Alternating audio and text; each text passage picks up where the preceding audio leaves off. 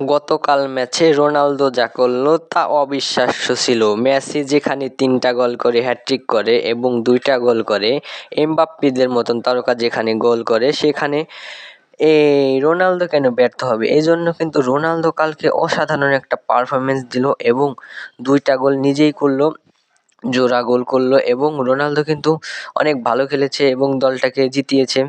এই রোনালদো না থাকলে মনে হয় এত ভালো খেলা হতো না আর কি। রোনালদো কিন্তু গোলের জন্য মরিয়া হয়ে আছিল, গোল দেওয়ার জন্যে একদম শুরুর দিক থেকে অনেক অ্যাটাকিং লাইন আছিল, তারা অনেক অ্যাটাক করে, ফলে তারা খুব শুরুর দিকেই গোল পেয়ে যায়। 6 মিনিটে রোনালদো একটা গোল করে বসে, তারপরে একে একে রোনালদোর টিমের সব ভালো ভালো প্লেয়ারগুলো, স্ট্রাইকারগুলো গোল করা শুরু করে দেয় এবং এইভাবেই রোনালদোরা আজকে এই অনেক বড় বিশাল একটি জয়। এবং রোনালদোর একটা ভালো একটা পারফরমেন্স হলো তাদের ডিফেন্স লাইন এতটা ভালো ছিল যে পাসিংয়ের শূন্যতার ওই পারের স্ট্রাইকাররা বল ধরতেই পারেন নাই, বেশিক্ষণ বল পায়ে রাখতে পারেন না। এর জন্যই কিন্তু রোনালদোরা আজকে অনেক বড় একটা জয় নিয়েছে এবং রোনালদো যেসব গোল করেছে অসাধারণ। মেসি, এমবাপ্পেদের পরে কিন্তু রোনালদোর স্থানই আসে।